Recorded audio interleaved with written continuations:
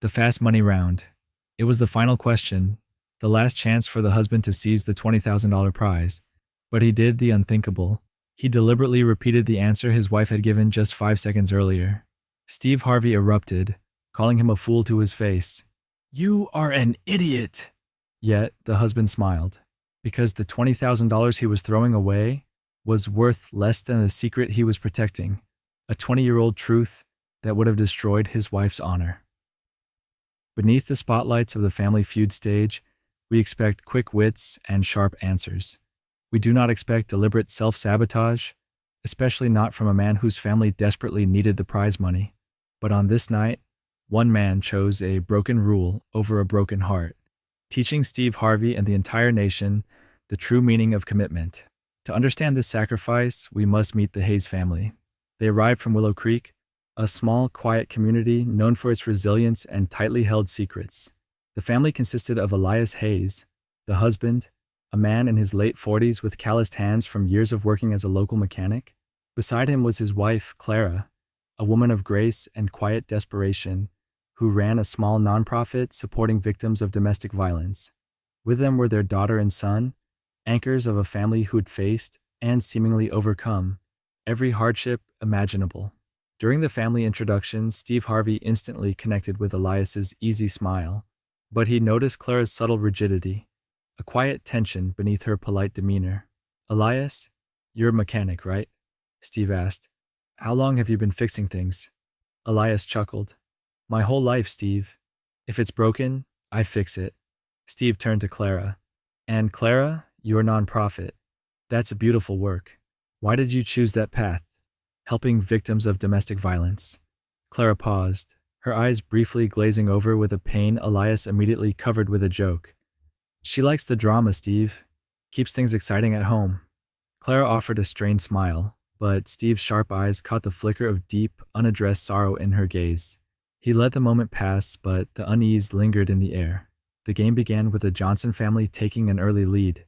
The Hayes family, despite their high hopes, struggled. Clara, usually quick and insightful, seemed hesitant, often looking at Elias before answering, as if seeking silent permission. Elias played with a fierce, almost desperate energy, sweeping the third round with a string of brilliant answers that stole the lead and clinched their spot in the fast money round. The moment the final board flashed, confirming their victory in the main game, Clara collapsed against Elias, sobbing not with joy, but with an overwhelming, desperate relief.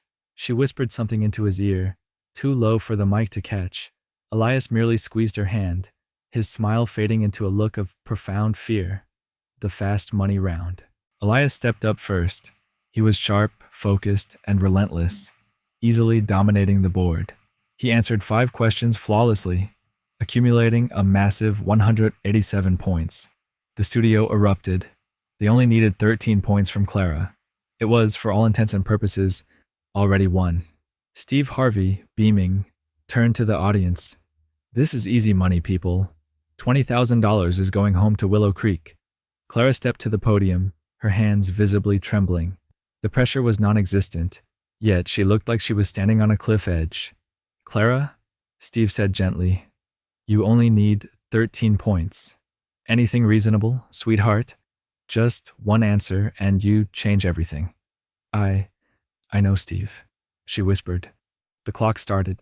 "Steve, name a type of debt people keep secret." "Clara." She swallowed hard, looking straight ahead, her voice barely audible. "Family debt."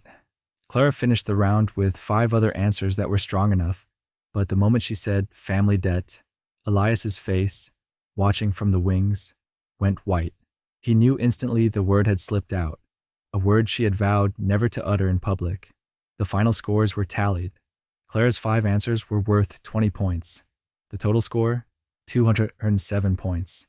The victory was secured. The buzzer screamed the sound of triumph. Confetti rained down. The Hayes family, except for Elias, rushed forward in joyous, tearful embrace. Steve Harvey walked to Clara, placing his hand on her shoulder. "You did it, Clara. You won. You're taking home $20,000. Clara looked at the confetti, the cheering family, and then her eyes found Elias. Her face was a mask of sheer panic. "Clara," to Elias, her voice cracking. Elias, you promised. You promised me you'd fix this.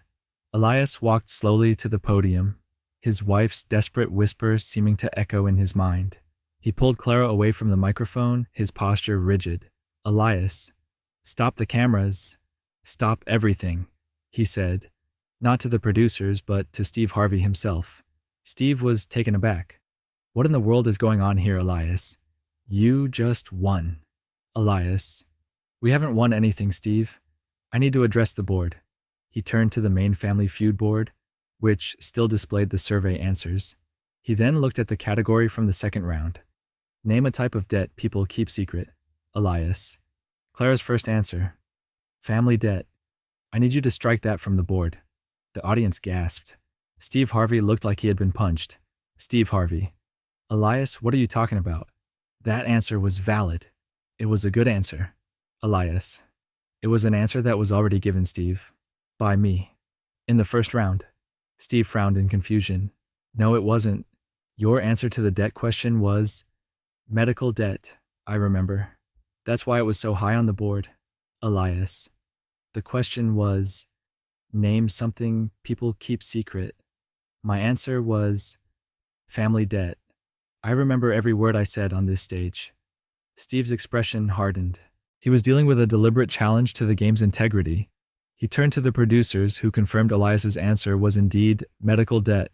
Steve Harvey, turning back to Elias, his voice laced with confusion and anger.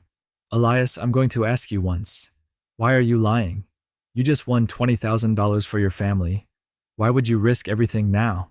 Elias looked at his terrified wife, then back at Steve. He took a deep, shuddering breath. Elias, I'm not lying about the game, Steve. I'm lying about the answer. The real answer is not family debt. The real answer is me. I'm the one who needs to be struck from the board. Steve Harvey. Elias, I don't know what kind of game you're playing, but this is a television show. We have rules. Elias. I know the rules, Steve. That's why I have to confess. The second Clara said family debt, I knew the secret was out, and I had to stop it. I am taking the loss, Steve. Strike the answer. It's the only way to save her. Steve Harvey dropped his cards. The cameras focused on Elias's face, a man willing to sacrifice a fortune to protect his wife's misery. Steve Harvey. Elias, you're an idiot. You're throwing away $20,000. Why? What is this family debt that is so bad you're willing to make yourself look like a fool on national television? Elias looked at the camera, then directly at Steve. His voice, for the first time, was raw with emotion. Elias. 20 years ago, Steve, Clara was not Clara Hayes. She was Anna Sorensen. She was 16 years old, fleeing a situation of domestic violence, the very thing she now dedicates her life to fighting.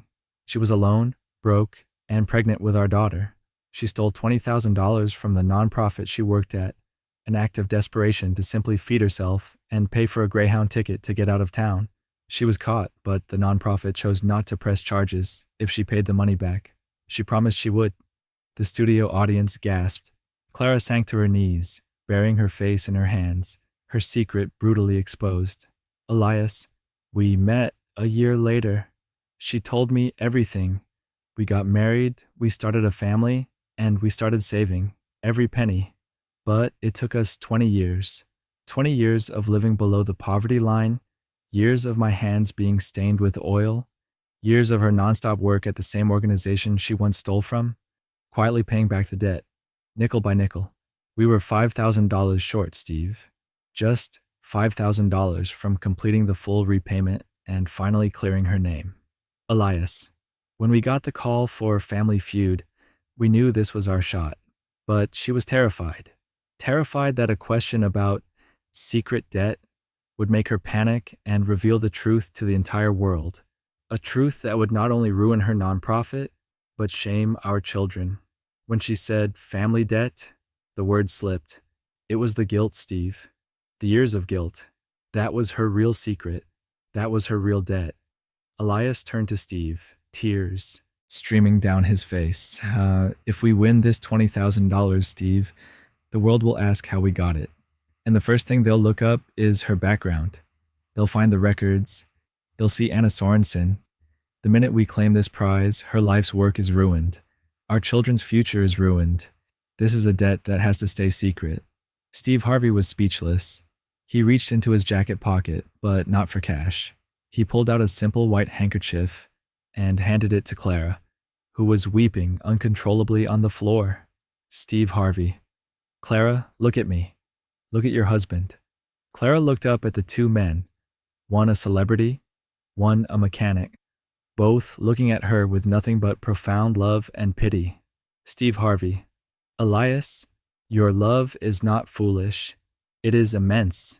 You would rather look like an idiot on national television than let your wife suffer one more day under the weight of her past. That is not weakness. That is strength. Steve turned to the producer's booth, his voice quiet but commanding. Steve Harvey, we are not striking the answer. We are striking the Family Feud rule that says only one family member can give that answer. I am making an exception. Clara's answer stays on the board. Elias, you are not disqualified, but the $20,000 is still a problem.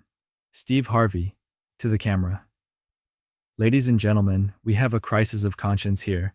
A moral debt, a 20-year secret, and a simple question. How do we fix this? Steve Harvey walked to Elias and put his arm around the mechanic's shoulder. Steve Harvey, Elias, you fix broken things. I fix broken people. You said you were $5,000 short, right? Elias. Yes, Steve. $5,000 to clear her name completely. Steve Harvey. The $20,000 check is going to come tomorrow. The world will see you win. But I have an idea. We will announce that the Hayes family won $5,000 for the Willow Creek Family Fund, Clara's nonprofit. That's our official story. That's the only money that gets wired from this show. It clears the debt, Clara. It cleans the slate, and your secret stays between you, Elias, and me, Clara. But what about the other $15,000, Steve? Steve Harvey pulled out his business card, the one he rarely gave to anyone, and handed it to Clara. Steve Harvey. The rest is coming from my pocket, Clara, not the show's. My foundation will wire you the remaining $15,000 tomorrow morning. That money is for your children's college fund. No strings attached, no public announcements. This is between us, because a woman who spent 20 years trying to right a wrong deserves to look forward, not back. Clara burst into fresh tears, this time of overwhelming gratitude, the burden of 2 decades finally lifting. Elias simply hugged Steve Harvey, the embrace of 2 men who understood the complex machinery of human brokenness and the labor required to repair it. The episode ended not with cheers, but with a respectful, profound silence, followed by a gentle applause as the Hayes family walked off the stage, their future secured, their secrets safe. The episode aired months later, becoming one of the most talked about moments in the show's history. The official story was that the Hayes family won $5,000 for their local nonprofit. The public never knew the full truth. Clara Hayes continued her work, her nonprofit thriving, her conscience finally clear. The $15,000 quietly arrived the next morning, securing her children's education. Elias never wore his mechanic's shirt on television again. He understood that his greatest moment of heroism wasn't fixing an engine. It was intentionally breaking a rule, sacrificing a win to fix his wife's broken past. Steve Harvey often recounts the story, never mentioning the theft, but always emphasizing the profound love of the foolish husband who chose to look like an idiot on national television just to save his wife's dignity. He learned that day that sometimes the only way to genuinely win in life is to first choose to lose. Share and subscribe. This is the story of a foolish husband who became a real-life hero, proving that love often shows up not as a grand gesture, but as a deliberate act of quiet, selfless sacrifice.